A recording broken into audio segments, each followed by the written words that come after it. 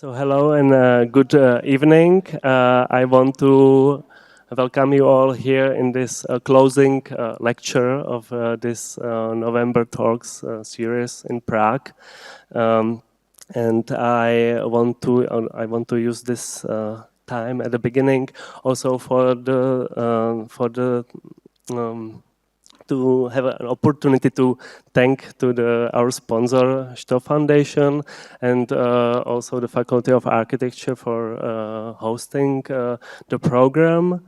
I want to also thanks to the team who helped me to organize the whole lecture series. Namely Kateřina, Dagmar, Ondřej, and Václav. I want to also thank to Sarah Krčková because she was conducted the interviews with all our guests, and these interviews are online on the website of the Faculty of Architecture. And also the last thank you goes to the Pavel Fuchs because he did the interviews last year. And we finally made it and we publish it in this printed form, which will be available to buy at Christmas gathering on 14th of December here at the Faculty of Architecture. And I'm really happy that we have today our guest, Carles Bajas from Lacol from Barcelona, and Carles is part of the cooperative collective Lacol, which is also architecture practice. You started work together already in 2008, or when you were at the time students or you were finishing the studies, and since then you are working as a architecture collective in Barcelona, and we were also happy that we had opportunity with our students 3 years ago to visit one of your projects, La Borda, which is a cooperative building. And what is interesting on your practice is the combination in the system, how you are running the cooperative and also the clients you are working for, also cooperative. So, okay, I will wrap it up. Keep it short. Thank you for coming and enjoy the lecture.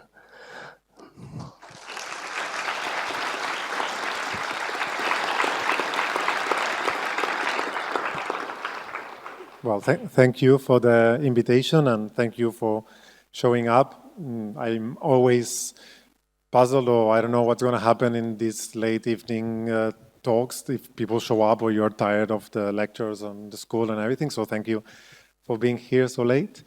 I will present many things in the lecture and open a lot of things. So I maybe not focus in some of them, but I'm happy to leave a lot of time for the questions, and then we can focus more maybe in specific things. And I'm sorry if it's maybe a little bit overwhelming because maybe I'm introducing a lot of concepts for you. But normally I like to present different issues. The first of all is this idea that we are also a cooperative. Not today I will be talking a lot about cooperatives, especially housing cooperatives. But Lacol, as a studio, we are also run as a workers' cooperative.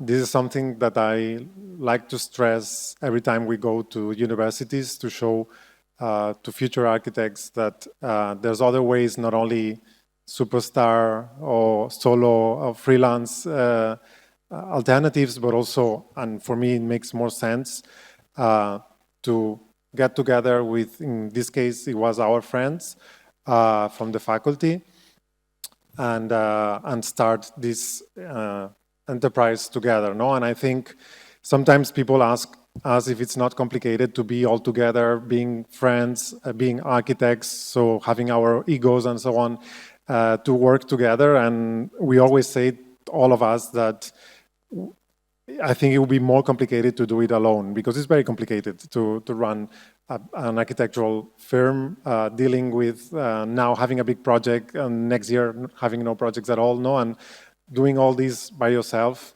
in this context that we live. I think it's more complicated. Anyway, we are now a team of 20 people. Most of us are the founding members of the cooperative, which actually we met at the Faculty of Architecture in Barcelona when we were students. There, we don't have physical studios where you can work as a student, leave your models and work late night there. We only have like a couple of open spaces that you can stay there, but it's not even enough for all the students that are there. So we decided to rent out this space as students to work our academic projects. It was a very little place, but the funny thing was that it was in the ground floor, in a pedestrian street in this neighborhood called Sants in Barcelona, that it's very known for being very well organized, very working class, strong neighborhood associations and so on. So from the very beginning, a lot of neighbors came in and asked us what we were doing, and they told us about their problems in the neighborhood. And we started working with the community, and we started doing volunteer work for them. And we realized that we liked working together, no? And when we finished, it was in the middle of the crisis, so many of my colleagues that were with us at that time left other countries. But the ones that we stayed, we decided to create the cooperative. That was, now we did 11 years of the co-op. And since 5 years ago, we are not anymore in this first place, but in this one, it's 5 minutes walking. It's an old factory that we renovated and that we share with other 8 organizations that are all cooperatives, NGOs, foundations. So there is the bookstore that you see that it's La Ciutat Invisible. There is a restaurant, there is a nightclub, there is different offices. And on top of the bookstore, that's where our office is. So if you are ever in Barcelona, this is a public place that you are welcome to come, and you are welcome to spy in the windows and see our offices from the inside. And today, what I wanted to talk is about housing cooperatives. I was discussing today a little bit also what was the history here and the reality now. And well, in some ways, it's not that far from Spain in the sense that housing cooperatives is something new for us. Well, maybe I should start also, sometimes I forget to explain what a cooperative is. In Spain, a lot of people know about cooperatives for agricultural cooperatives. So most of the oil, of the nice olive oil that you have in Spain, or many of the wines that you drink in Spain are made in cooperatives, because the farmers, they don't have enough production to have their own machines, their own production, all the things that you need to produce. So they gather together with other farmers to share all these machines, no? And to sell the products. So at the end, a cooperative is a democratic organization of people, or sometimes companies, that gather for a common goal. In Lacol, that's getting work as an architect. In a housing cooperative, is getting a house. This was something that existed in Spain in the 70s. We had a lot of housing cooperatives that produced a lot of units of houses. The problem in Spain is that the model of housing, of access to housing, is normally ownership. 80% of the units in Spain are owner-occupied. So all these cooperatives in the 70s, it was people who managed to get together, to build together, cheaper. But when the building was done, they divided the property, they became owners, and these units now are in the free market. And these co-ops, most of them, they don't even exist. And what we have since very few years is this idea of, we have to call it grant of use cooperative housing, which is the worst name if you want to market this and to spread the model, but we need to make this difference with a former housing cooperative, because this is what people have in mind. If you're familiar, at the end we're talking about what is happening in Switzerland, in Denmark, in Germany. We also look a lot to Uruguay in Latin America. So it's just an organization that owns collectively the houses. The units are never legally subdivided. They always belong to the cooperative. It's a democratic organization, means that the tenants, they are active participants in our case, from the very beginning, from the production of the houses, but also in the management and the use of the houses. So they don't depend on professional organization or a third body who organizes that. And what we have as users is the right of use of one of these units. I also talk in one person because I also live in one of these housing cooperatives. So you never have the right to sublet it. You don't have the right to sell it to anybody else. If you don't need it, you leave, and the co-op is the one that decides who moves in next. No? And this way we manage to keep the prices fixed and affordable and open to everyone. I will not mention now, but we can talk later if anybody is interested on the economics. So as I mentioned, this is something quite recent for us. Until 10 years ago, there was only, that's numbers for Catalonia, numbers of units, not numbers of cooperative. There was only one project in the rural area in a farm that was functioning this way. And nowadays, we have more than 1,000 units that are either people living in them, more than 300 now, or they are under construction, 700. Actually, we don't have the updated numbers, but next year, these bars will be opposite because most of the people there will be already living in those units. No? So we are also, it's still a small, a marginal thing in the context of housing in Catalonia and Spain. But the good news is that we grow from nothing and we end up in this, now in this positive trend. No? So in total, in Catalonia, which is the region that has more projects, we have more than 60 projects now. In Barcelona, there's 20 projects spread all over the city, not much in the city center. 17 of them, they are in public land with leaseholds from the municipality. And 3 of them are in private land owned by the cooperative or by a foundation. And all these projects, not all the projects in Catalonia, but all the projects in Barcelona, we are always talking about social housing. So people who live there, they have to fulfill a certain criteria. Some of them are renovations, most of them are new constructions. Different sizes, like the smallest, they have 6 units. Now they are building the biggest, which is 60 units, I think. And just a note, no, like in this idea of that these projects, one of their first aim is to fight the speculation, to fight, to battle this crisis of housing affordability.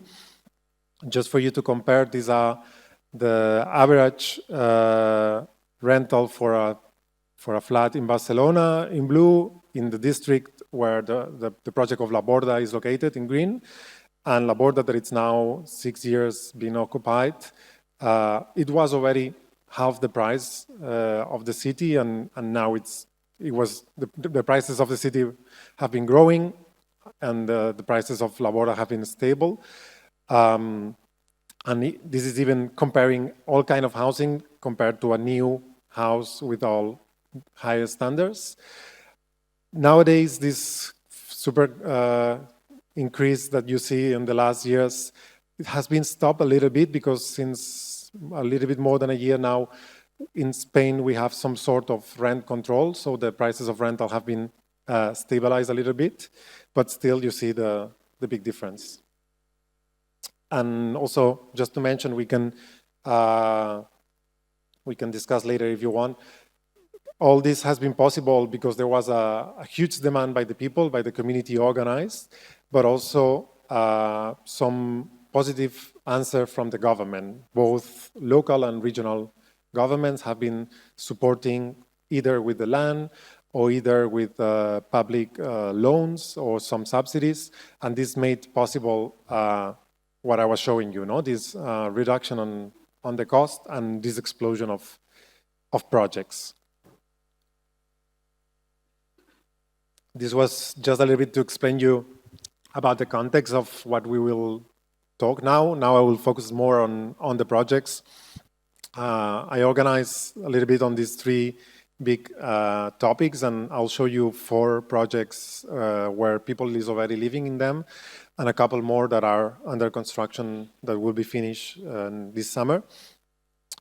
And these are maybe some of the things that make us interest in this model, and that we think this model is interesting and is bringing something new to the collective housing. You have to think, as architects, normally when we design collective housing, we don't have the opportunity to talk to the future users. Like your client is a real estate developer or a public organization, and normally if it's the first one, their interest is to make the most money out of it, and the second one, if it's a public developer, all they want is less problems as possible. Here we have this strange situation, which is more similar to an individual housing commission, where we have the future residents beforehand. We can discuss with them, we can show them things, we can teach them things. We can also, sometimes we can, after they move in, we can also continue the discussion with them and see if we need to adjust, to change certain things. So this brings us an opportunity to rethink collective housing, and not produce collective housing just as individual units, one on top of each other. For us, one of the first big interesting things is the opportunity to reduce, and that's the first thing that we do also because of environmental impact, but also economic impact. We are always working with very limited budgets. So the first important approach is to do, because we know who's going to live there, we can try to figure out what we can get rid of that is not needed. For instance, one of the first things that we got rid on this project was underground parking. We had this law in Barcelona, and it's in most Western cities, probably it's here in Prague as well, that for every new construction, you need to provide parking for cars. The reality is that in the city of Barcelona, most of the neighborhoods have now a surplus. It has more parking spaces for cars than cars, and that the same policies from the city, they are trying to get rid of cars, and we are getting, like every year we have less cars in Barcelona, even if we have more people. So we convinced, together with the other housing cooperative, we convinced the municipality to change this law to prove that was nonsense, to prove that it was actually incentivizing people to have a car, and it was an economic burden. It was costing us 20% more. So it was like social housing was subsidizing underground parking. And it was also an environmental burden, because you can make a super sustainable building, but it's very hard to make a super sustainable underground parking, digging, pouring tons of concrete. So La Borda was the first building in Barcelona not to build underground parking. This is now a change in the regulation that affected all buildings, and that later also help other cities to make a similar change. And in exchange, we provide space for bikes for every person in the building. We can obviously reduce in terms of the environmental footprint of the materials. This is the most basic, and it's not exclusive of housing cooperatives. But I want to point out, this is the La Borda again. Where it was built, the ground floor is made of concrete, but then the next 6 floors are made of CLT, of contra-laminated timbers, bearing walls of CLT. And when it was finished, it became the tallest wooden building in Spain. Later, it was surpassed by another housing cooperative. Now it's been surpassed by another social housing project. And I just want to stress that, because when people think about these democratic organizations, everything is decided by consensus, co-design with the community, blah, blah, blah.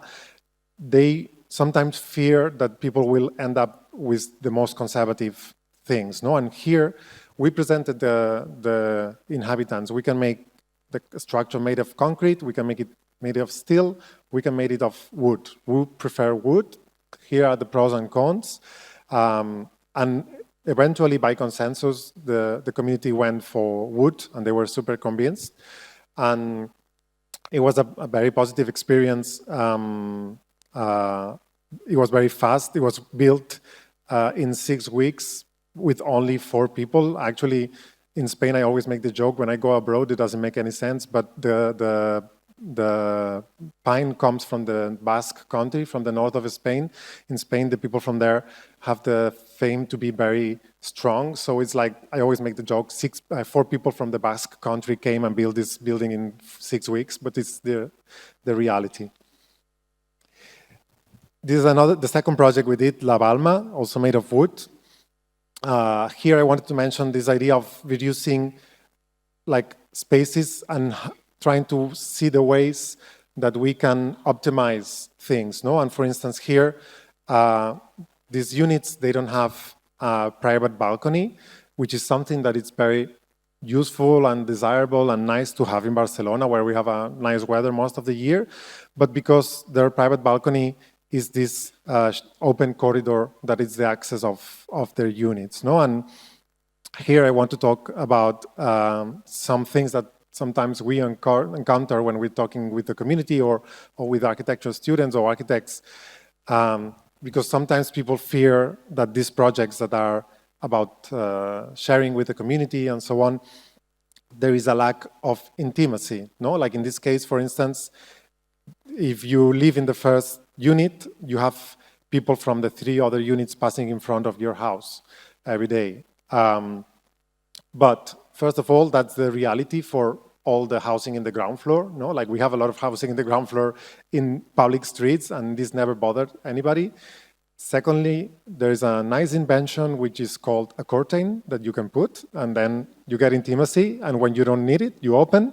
And for instance, there's a lot of elderly people living in these units who told us, no, that they feel less lonely. And actually, we've been working with the Health Institute of Barcelona, who's been tracking people before moving and after moving in these projects, and they proved an increase in the health of people, and also an increase of mental health, less use of pills for people in depression, so on. No? So it's not, I don't want to glorify and say that this is the cure, but obviously it can help to relate. No? That's a project that we finished just before a few months ago. It's La Morada. It's a special project. It's one on the private land in the city of Barcelona, and it's a small project of 12 units. And here it's a community of women and trans people. So that's another nice thing of these projects, that people, they can get together and decide how they want to live. No? So we have some projects of senior people, not people who are more than 50, 60, 70 years old, who want to get together and only live there with a similar range of ages, no? Or we had people who are extremely communitarian and they want to cook meals every day together. Or we have projects where people are extremely sustainable, no? And they want to reduce their footprint. So that's a nice thing of these intentional communities, that they can adjust to the needs of and the wills of the communities. But here I also wanted to talk about this adjustment, no? On this idea of reducing also this adjustment of the 3 holes that we have from the private to the public, from the public to the private spheres, no? And how we use, again, this, here they do have private balconies, but how we use these public corridors, semi-public corridors connected to the kitchens in that case, no? Or even in the same project, this is the ground floor.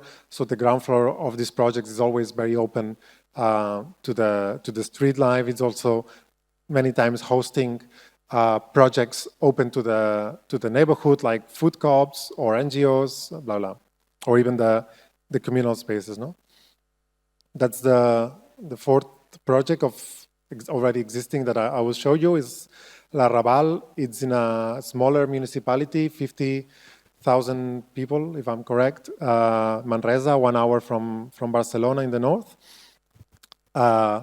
And for instance, in this case, it was a group of people who really wanted to experience the community, no? And they want to eat together every day, and they wanted a lot this connection from the interior patio to the interior of the units. So,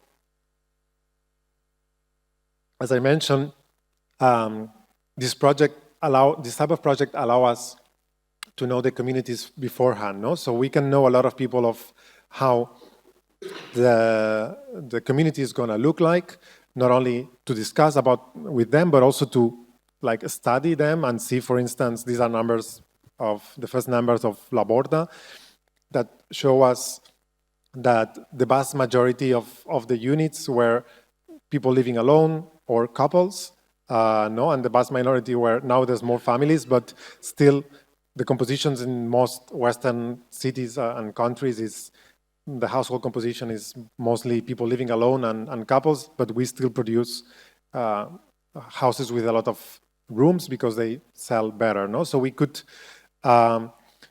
discuss this idea with the communities and try to make more flexible units. This is something that we apply to all the projects. That's for La Borda, but I'll show you some later also. What we did here is that we have a basic unit that you see in green or yellow. That's 40 square meters, 2 spaces of 16 square meters, the bathroom around the which you could put the kitchen. And then in between, there's always 2 rooms.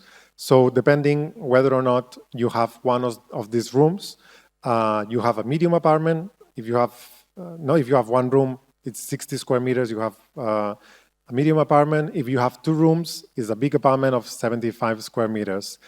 The funny thing of this is that these rooms can change in the future. Everything is prepared, not only the structure, no? So these are the openings of the structure. So you have to imagine now of these voids has a drywall with acoustic isolation and the other one doesn't have it, no? Depending if you have the room or not.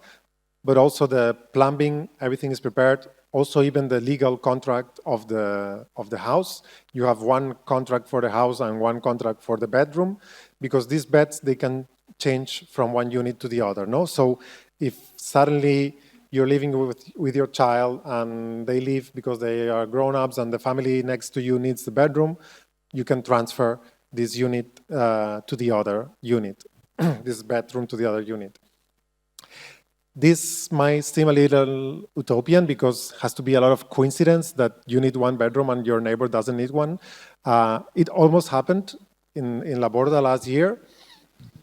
But something more interesting happened, which is whenever one unit is vacant, is empty, the first that have the priority to move there is the people from the community. So if you are living in a small unit and suddenly there's a big one that is vacant, you can move there, and then the one that is open for the waiting list is the small unit. No, so there is this flexibility, internal flexibility, very easy to make, very easy to handle, and actually, so people's been living there for 6 years. There's 28 units, and 12 of them had changes. We had 3 units that people left because they left Barcelona, and this caused a spiral of people changing. Even we had people families where the parents divorced, and they both stayed in the building in 2 different units to take care of the children. No? So we think it's amazing that only with management and somehow with design as well, you can handle all this diversity, and you have to imagine how all the positive aspects that brings you on, all this flexibility that you can adjust your house to your needs and not the other way around. And you can stay not even in the neighborhood, you stay in the same building even if your life changes. That's one example of medium apartment. No? So here you see this unit has this bedroom. If they would have the same opening where the guys are standing, they would have a bigger unit. The units were left open like this, and then people decided whether or not to close it. That's another example that has two of the rooms more facing south. Another unit. These are the north units that change a little bit the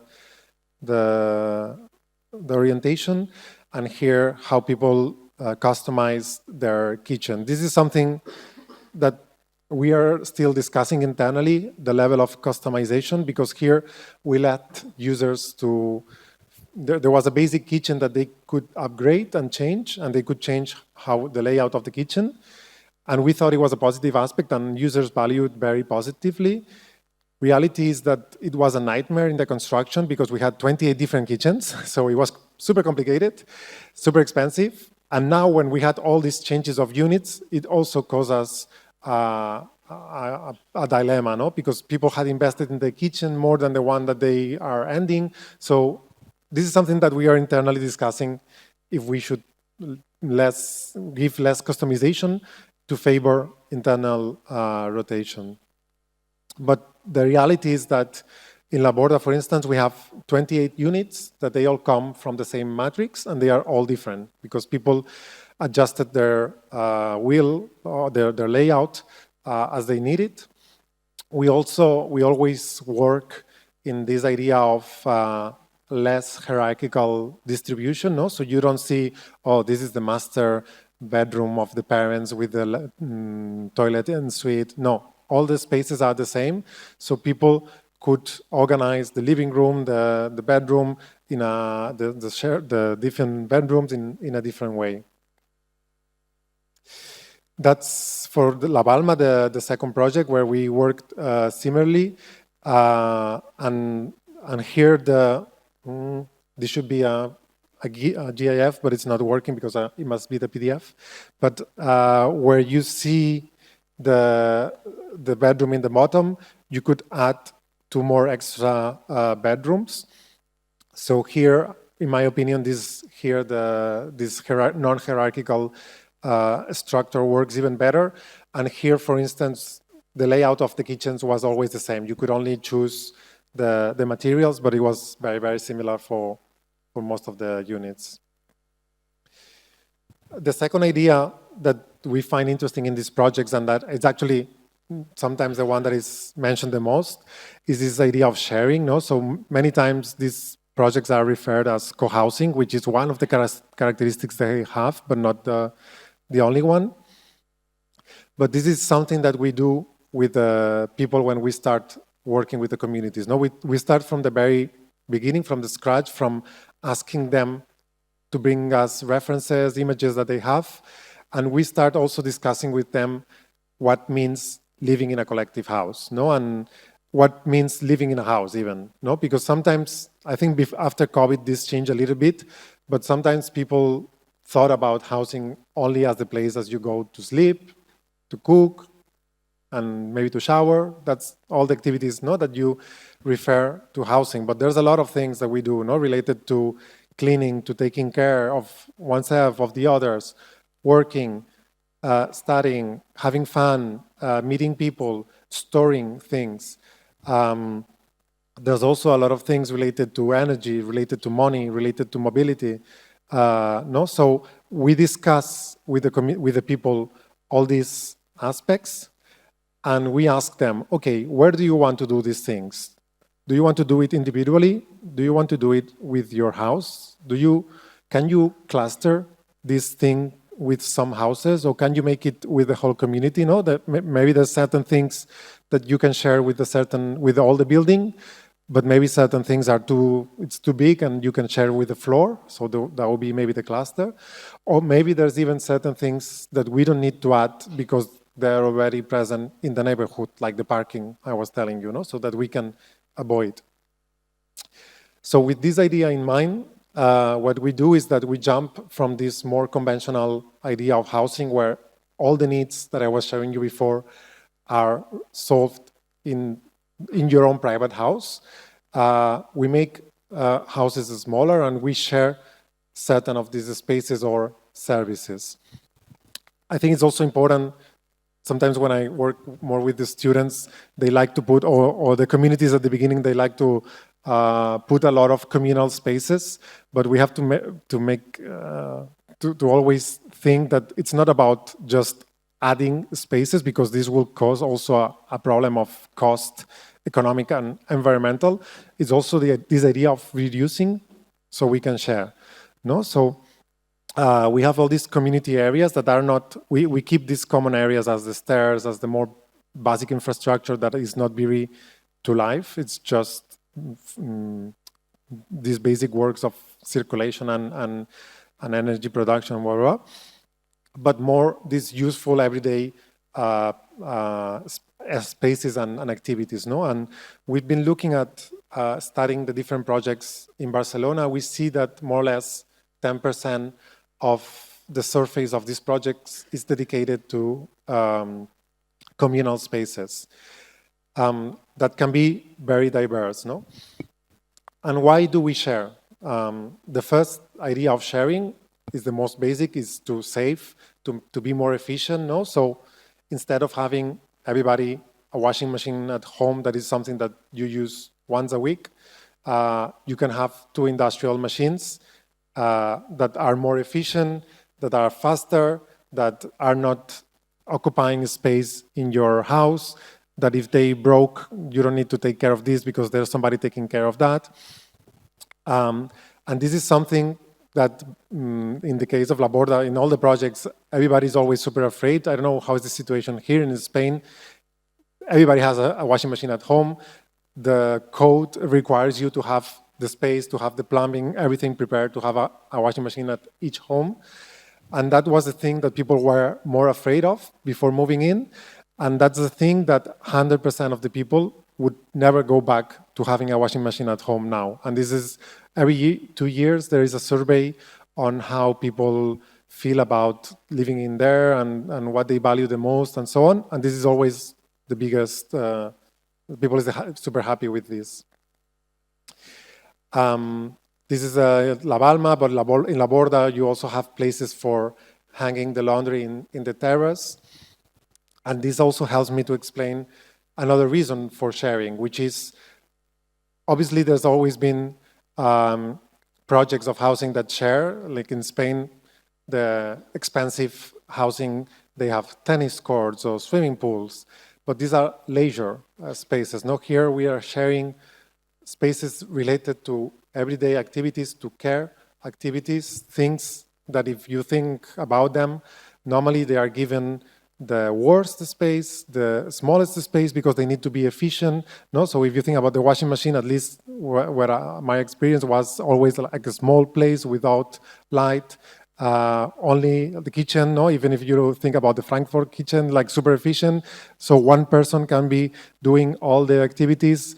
Statistics says that these activities are done still mostly by women, and this is always in an invisible place. No, so hidden from who is doing this activity.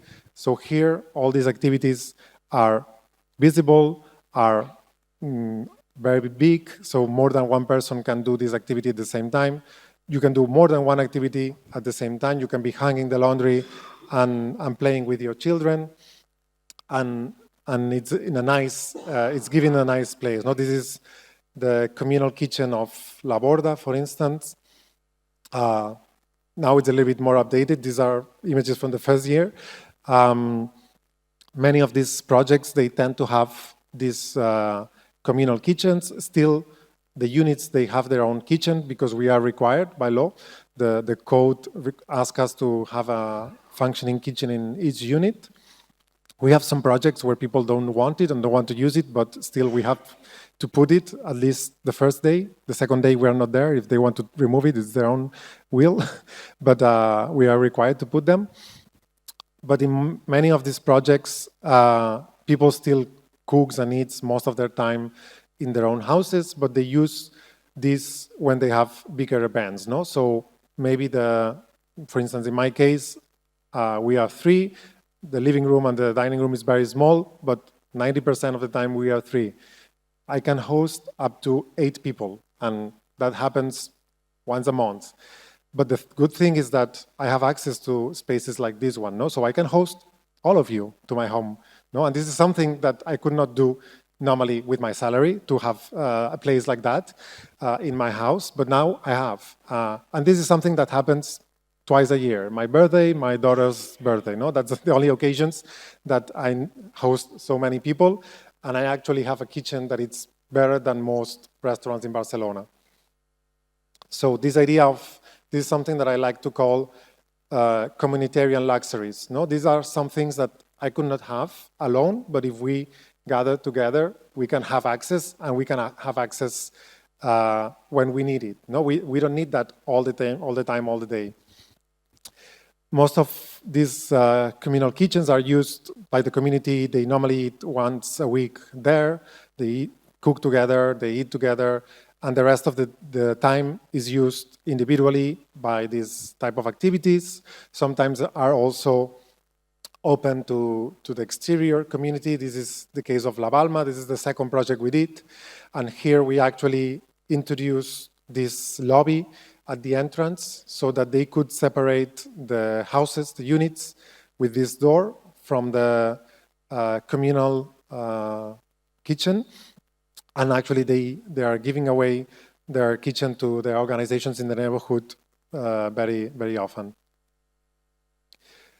That's another of big space in La Borda. This is actually now taken mostly by the children. It's kind of a big interior playground. And at the end of the metallic stairs, we have 2 guest rooms, one for 2 people and one for 4 people.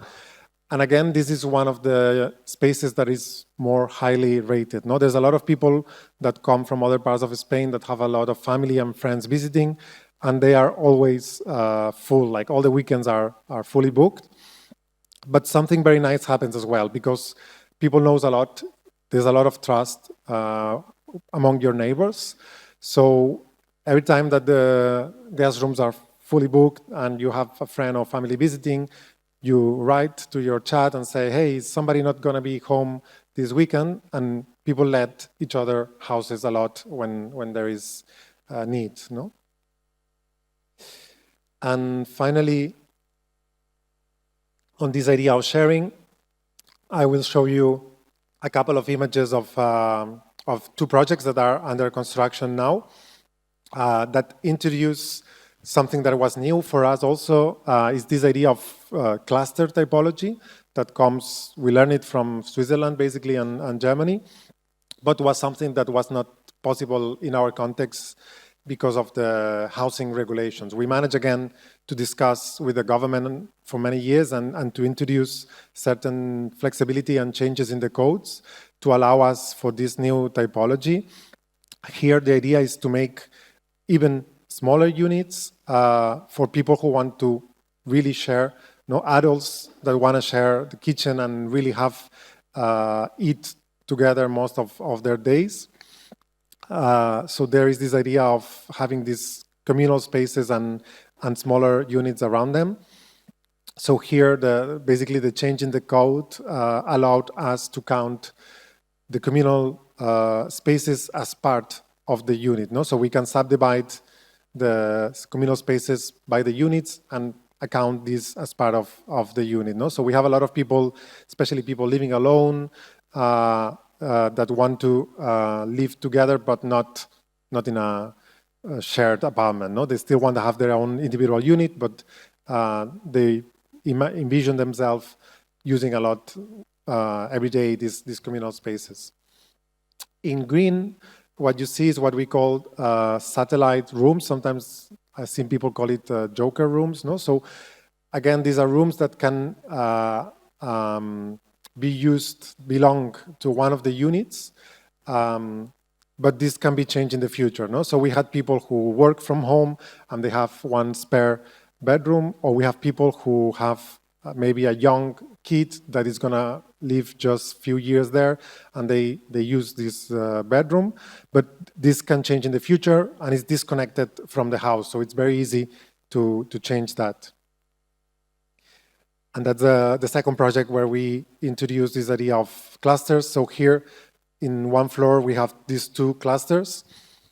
This was a super interesting experiment because this is very new in our context. This is not something that existed, so we didn't know how would people respond. In that case, it was a need that came from the community. In the community, there was already a group of people who wanted to live like that and ask for that.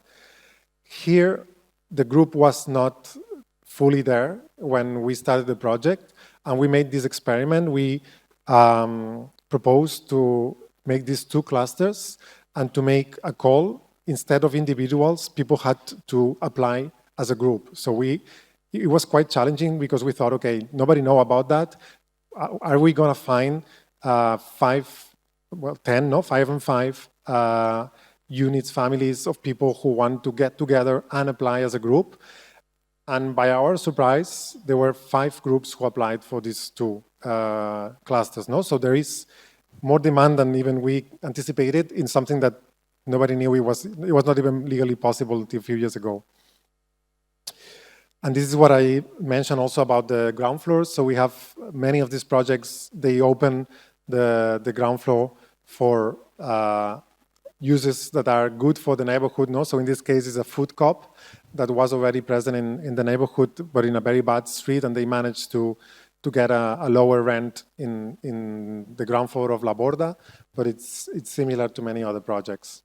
And it's kind of symbiotic process because many of the people in the housing co-op buy there, so they also benefit from having secured members that will buy the products. And something that we are trying to see now, it hasn't happened yet in Barcelona. I know in other places like Switzerland has already happened, or even Austria, I think, trying to share some of the cars, because still some people have cars, still some people have to use cars because they work in a factory that doesn't get public transport, blah, blah, blah. But this is a study that was done in La Palma, trying to see how people use their cars that have, and they saw that they could share 6 cars and they could get rid of 8 of the cars, of the majority of the cars. So this hasn't happened yet, and this is something I think we'll see more and more in the future. And finally, there is this idea of learning. I think it's important. We are super in favor of participation, but I think it's important to stress that participation is not only handing the micro to the person who says the first things that come to their mind, because this way we can also repeat a lot of mistakes that we have in our brain. Even in my brain, sometimes I feel like my living room is too small, and then I'm like, why I'm saying that? Like I don't need more space than that. I know that I don't need more space than that, but in my brain there is this idea that I need more space, or the ideas of ownership, the ideas of all the prejudices that we might have. So we also work a lot with the community on showing them alternative, teaching them how to use their building. So for instance, that's the most smart thing that we have in the buildings, which is many times we have these greenhouses that they need to function with sensors because of safety, because they need to close if it's windy, or open if there is a fire. Otherwise, I wish they could be as more stupid as possible. That for me, if they could have a winter mode and a summer mode and you could open it with a hand, that would be perfect. Unfortunately, for legal reasons, it cannot be like that. But the rest, we do kind of passive buildings, but we rely on active users. So people are very active on the design, sometimes even in the construction. There was some levels of self-construction in La Borda, depending on the skills of the group. There, it was because 2 of the members were good wood carpenters, so they had the skills to work with wood, so we favored that. And also, as I mentioned, we learn a lot from the people. So sometimes we do a lot of surveys. For instance, we saw that many people, before moving to La Borda, they were in a situation of energy poverty. So it was very important to work the energy comfort and energy savings, not only from a perspective of environmental issues, but also climate justice. So we learn a lot. We teach them also a lot how to use their units. So if you come to La Borda, it's different if you come in summer or if you come now. And actually now, the last week, there were messages on the chat group saying, remember that you need to pull the blinds so the sun gets in, so you get radiation, so you heat your apartments with the sun, blah, blah, blah. And with this, in the case of La Borda, we're still monitoring the consumption and the performance and the CO2 levels of some of the units. And we proved that we could save half of the energy consumption, but also the kilowatts, but also the euros, keeping the levels of comfort. But this was important because there was this working with the community, and if people didn't know how to use their units, they will end up using, for instance, a lot of heating, which now, in the case of La Borda, we installed heating. Now, if we would have done the building again, we would not have installed it because most of the units there, they don't use it at all, just using properly the building. No? And sometimes, like, this is quite obvious. You don't want the sun to get inside in summer, so people would do it quite naturally. But there are certain things that are a little bit counterintuitive. Like in Spain, in summer, it's hotter outside than inside. So in summer, you don't open the windows. You have to close the window. No, and this is something that you need to teach sometimes to people, because maybe if you come from the countryside, you know that, but if you come from conventional buildings now with AC and so on, you will say, oh, it's too hot, I will open the window. No, you have to close and you have to wait until night when it cools down. Problem is that with global warming, it's not cooling down at night now, but that's the theory. And I just wanted to finish so we can have time for questions and so on, with this idea also of learning and knowledge transfer. No? So this is a work that we've been doing after the first project of La Borda. We saw that La Borda was kind of an experiment for everybody, for the municipality of Barcelona, for us as architects, for the users. And it proved to be very desirable. No? A lot of people joined the waiting list and asked us to make more projects like that, and also the municipality. So we decided to create this foundation called La Dinamo, because we realized it was very hard for people. No, it was very hard for different reasons, for access to land, access to loans, but also even to understand the full process. No, so this is, for instance, one diagram we did explain from the very beginning to the people all the process from the first meeting to moving in, all the aspects related to social, legal, architecture, and conviviality and economic, no, and how things connect each other, no, because sometimes when you start working with the community, the first meeting, they already want to talk about the toilet, and it's like, okay, we need 4 more steps to get there, no, or about how much it's going to cost. Okay, we need to first find the land. We need to make a feasibility study. Until we don't reach this moment here, we will not be able to answer that. We need to check that with this. And this was very complicated, no? So we made this type of materials to spread this knowledge and to create awareness on that. And if you're more interested in the model, I really recommend you to go to their website. The website is only in Catalan. And the documents, most of them are in Catalan, but some of them are in English. So if you want to know more about the model, I really advise you to go there. And that was the last slide. I wanted to leave it here so we can have time for questions, because I wonder that there's some blanks or some things that might not be clear. There might be some things that you might be against, so I'm happy to battle that with you. Thank you.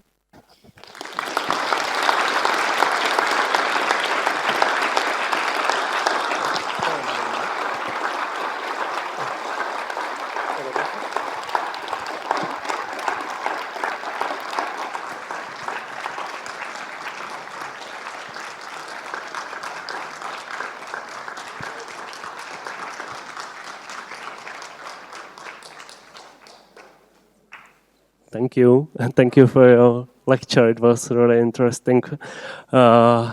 Yes, I have actually a lot of questions in my mind. We can also discuss it later. But maybe the one I want to ask you is the question of authorship in the process of designing as a cooperative, because you mentioned it a little bit, but maybe you can a little bit extend it. And also maybe if you, as an architect, how do you see your work in kind of, if you are working also with the references, like in a historical one, of, I mean like references of participation. I have in my mind Lucien Kroll from Belgium, something like this, or I don't know, Frei Otto from Berlin and his eco houses. So these two small questions, if you can. Yeah, in terms of authorship and how we organize, that's the way we do it. In our case, when we created the office, we always wanted to make everything that collective, that you don't know who's behind the project. So normally, even sometimes magazines and so, they want to know the names. Okay, but who did it? No, and it's like, no, I'm not going to tell you that.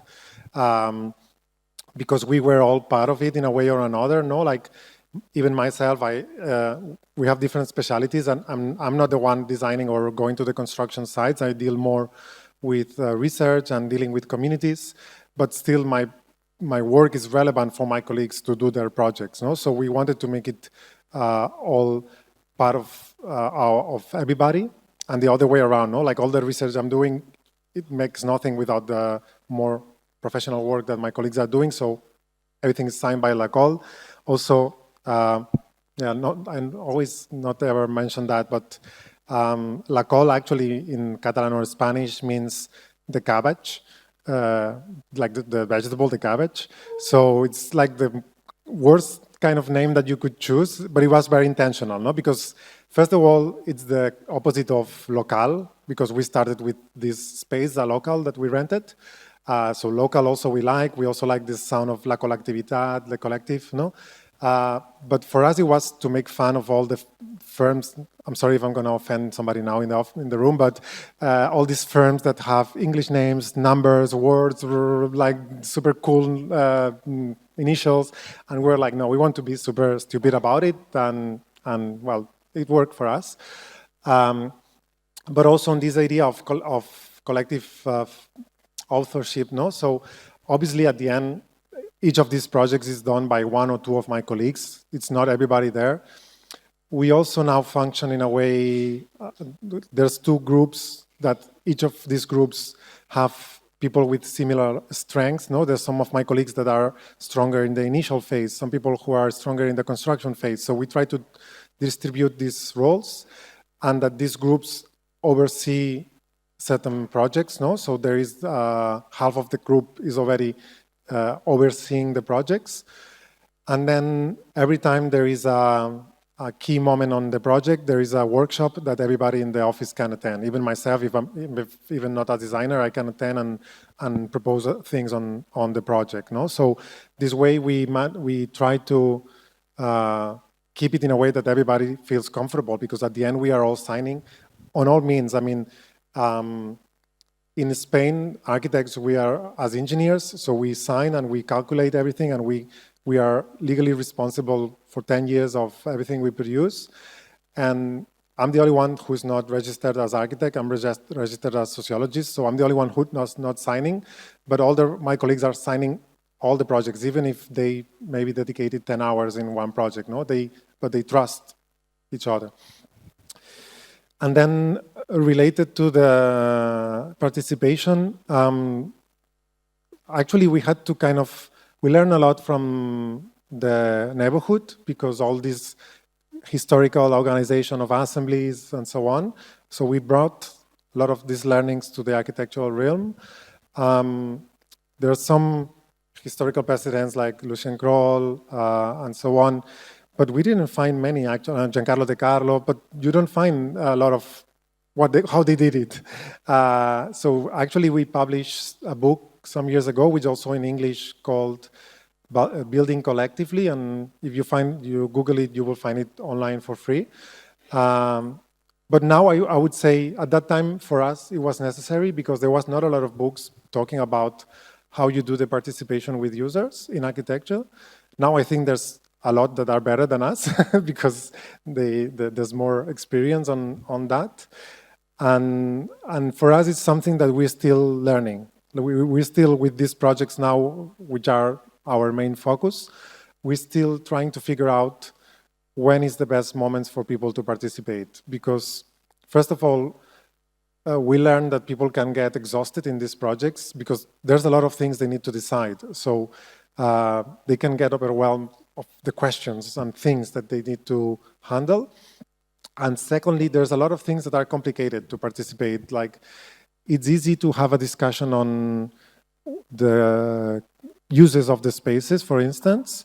It's very hard to decide on materials because it's super, and the finishing and the colors, because it's super personal. You cannot say green is better than blue, like how you base that, no?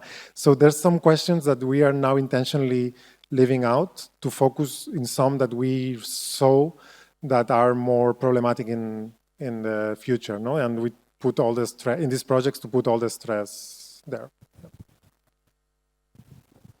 Thank you.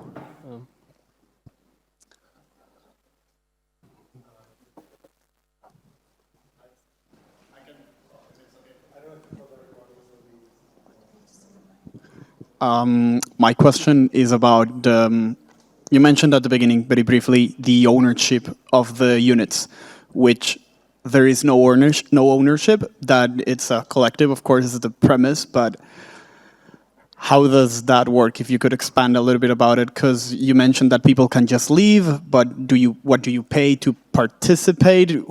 Is there like a seed money? So how do you leave? What happens with that money? Like how does that work in practice? Yeah, I can explain a little bit.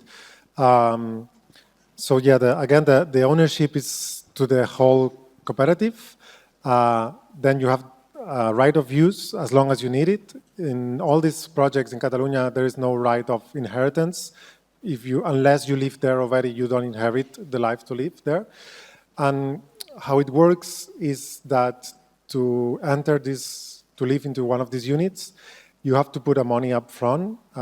It's an initial payment that normally it's 20% of the cost, because that's what the bank asks us to get the funding. And normally that's exactly the same money that you get back when you leave. No, you get back the same money from the co-op, and the next family puts it for you. Later we have these monthly fees, that's a graph I show, that are now going back to pay back the loans. But the idea in these projects is that in the future, when they already pay back the loans, they keep more or less the same rent, if it's affordable enough, so they can make more projects, no? Like something similar they do in Switzerland, in other countries, so they can get money for that. These numbers, for instance, on average, or maybe in the case of La Borda, it's quite average. The entry fee, it's 18,500, 18,500 euros per family. There's some projects that is way less, is 4,000. There's some projects who are in private land, very small, that it can be up to 50,000. And then the monthly fee, these are normally way cheaper, like half the price of the city, no? Like in La Borda, the average is less than 600 euros per unit, while the average is more than 1,000. We've been working very hard the last years to get support, subsidies, better projects as well, to lower these numbers, and we did manage to lower the numbers. The problem, I don't know if you are familiar with that, is that the last years the construction cost went up.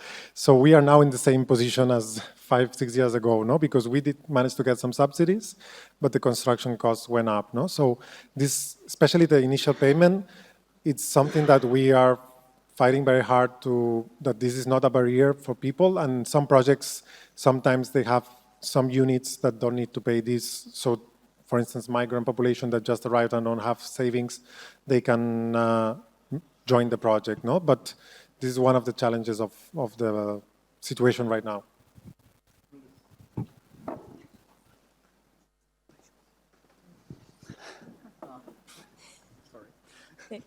Hey, my question is regarding participation, and I'm interested, how long does it take to get a consensus within the community? Because you mentioned it's very complex situation to get in. Yeah. It depends. I mean, normally people, it's a learning that they do also, how to be part of one of these groups and how to give up sometimes expectations that you had because you see that the majority is going this direction. So normally consensus is that you let the decision continue if it's not something that you don't feel super uncomfortable, no? Like something that is for you a red line or something. So most of these projects, normally they try to move on. But for instance, in La Borda, recently we decided something that we were discussing for 2 years because we were going back and forth and having more time. Was something that was not urgent. If there's some sense of urgency, well, the consensus goes faster.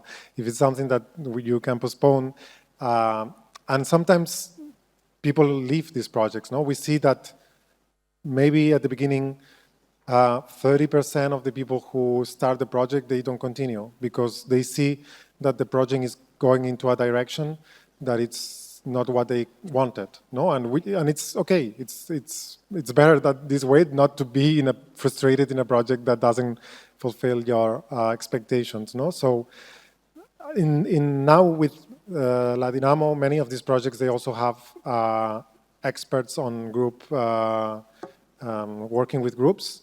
And if they need it, they can call them, if they have specific things that are stubborn and they don't move, they can ask them to help them arrange the meeting.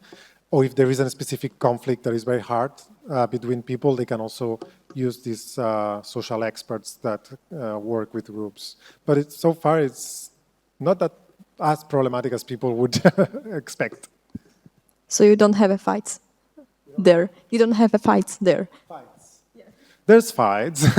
It was just a joke. There's fights, but that's the thing. I mean, I always say that conflict is always there, but the difference is that you manage this conflict, no? And in collective housing, I don't know, in our case, we also work with conventional collective housing, and it's a nightmare in Spain. Like, neighbors are hating each other, but because it's a bunch of people who don't know each other, and they ended up there just by coincidence, and they can be totally opposite, and it's really, you really need psychologists working there, no, sometimes to deal with the human mind, and they don't work with conflict, they just live with it. But in our case, we try to work this conflict, also see where this conflict is coming from, where the white people is maybe very hard in some decisions, and you try to understand the reasons behind, or try to make these people think, okay, maybe you're being too hard because blah, blah, blah. So it's not that bad.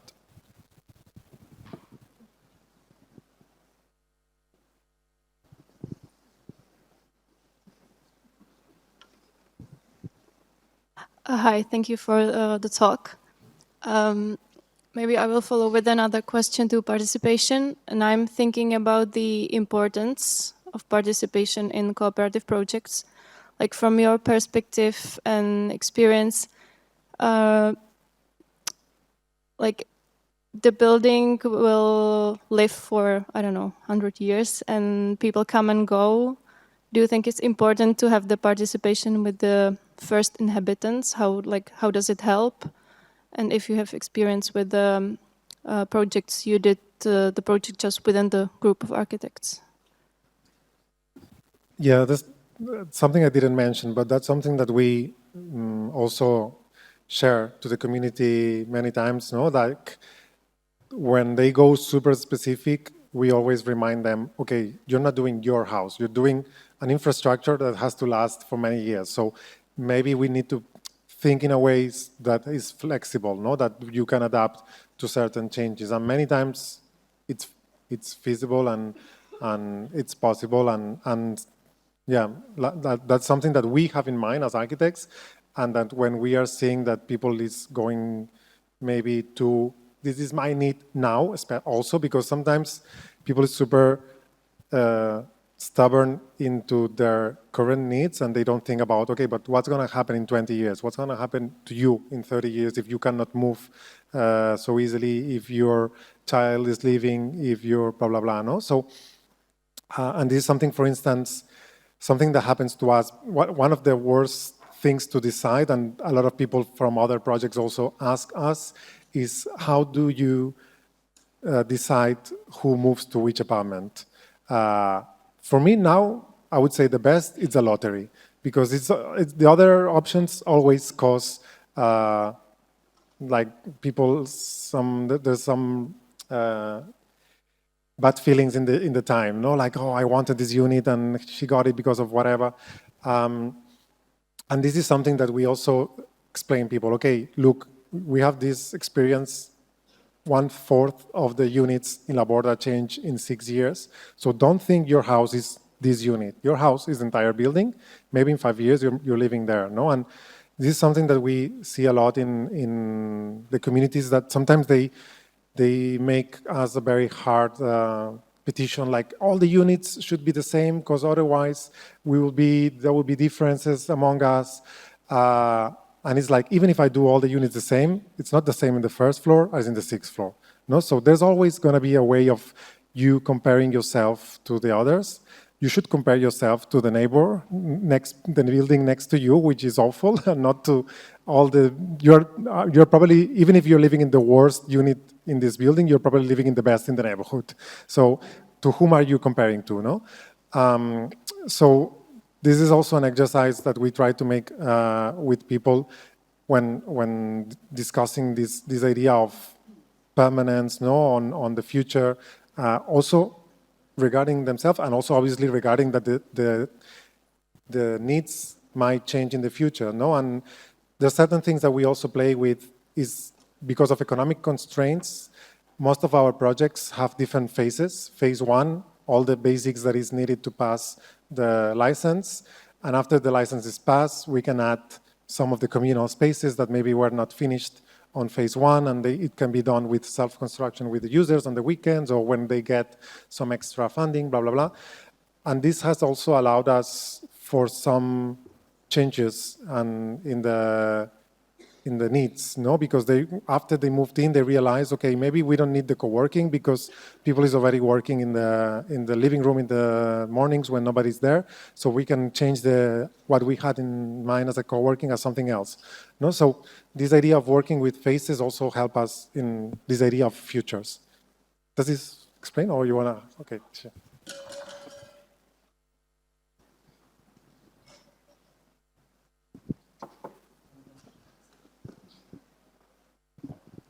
Thank you for your lecture. And it brings me one question. If I enjoy anonymity while living in a big city, so do you personally think that anonymity in the big city can be also a positive value, or does it have to be necessarily a negative aspect?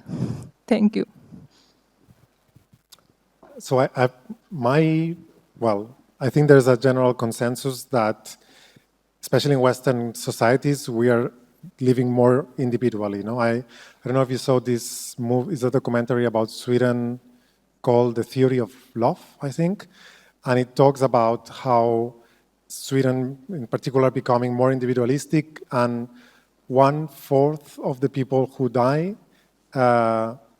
it takes more than 7 days for somebody to realize that they died, because they live so alone and so no depending from others in a good way, because they have a lot of welfare, no, so they don't need this network of people, but they are also so detached that this is now causing new problems, no.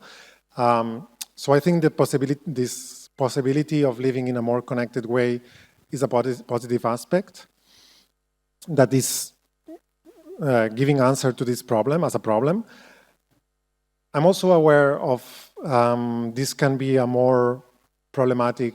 I was talking once with an anthropologist, and these are more Foucauldian idea of control, no? Of many of these projects, you enter through a patio, so it's impossible, and all the houses face the patio, so it's impossible for you to hide if you arrive 3 a.m. in the morning drunk and fall, because everybody will hear and will see, okay, she arrived drunk 3 a.m. No? So you don't have this possibility of escaping. And some projects that I know always had this in mind, no? Having this possibility of entering through the community or entering through the back door, kind of. In our case, for instance, in the project of La Borda, it's more in the management aspect that there's been always this reminder of we need not to turn this into a gossip, looking in a bad way, controlling each other. We need to do it in a good way, you know, like when somebody's in need, since we live there, a lot of people had new children, a lot of people lost their parents or somebody, a lot of people were sick. So there's been a lot of internal care. And I think we succeeded not to turn it into a bad way because of the management.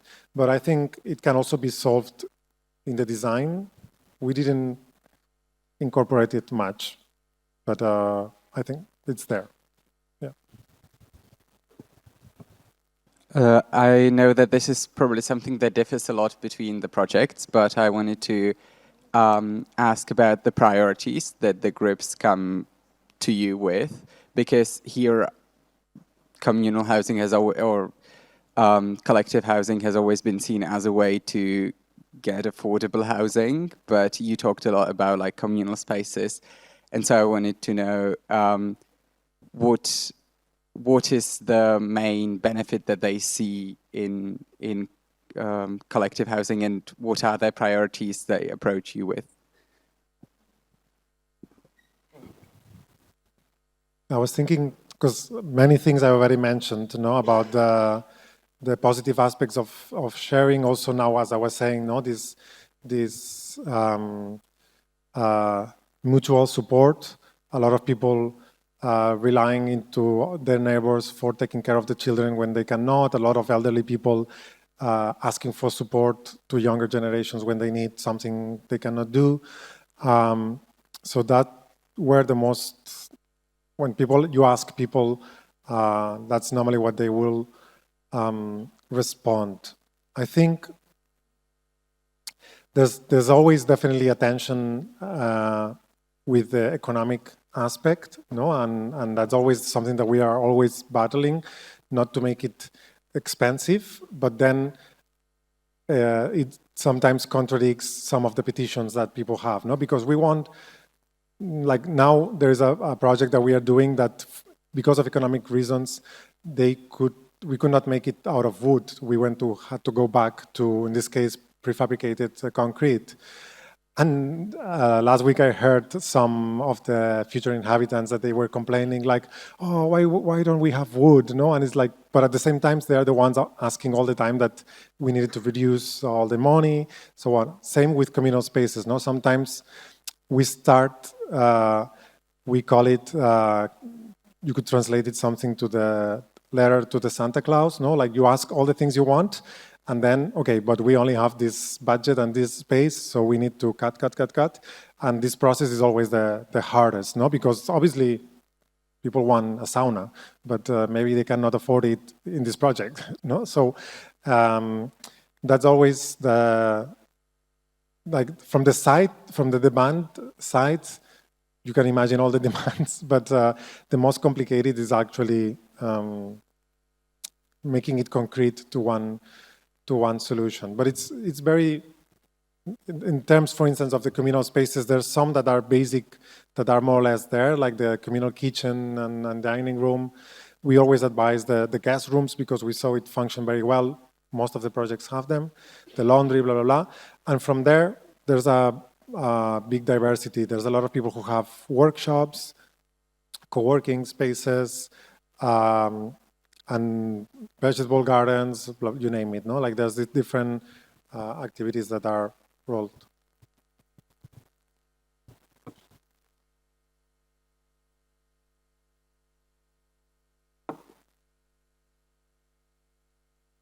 thank you. I think it's time for wrapping up. I want to thank you, and I also want to thank you all for coming and joining us during the November. And yes, I can wish you already almost Merry Christmas or something like that. So yeah, so maybe next year. And thank you for coming. I wanted to take the microphone. I wanted to, of course, thank Carlos, but I wanted to thank Mirek for organizing this wonderful series of lectures, and I think you should give him an applause.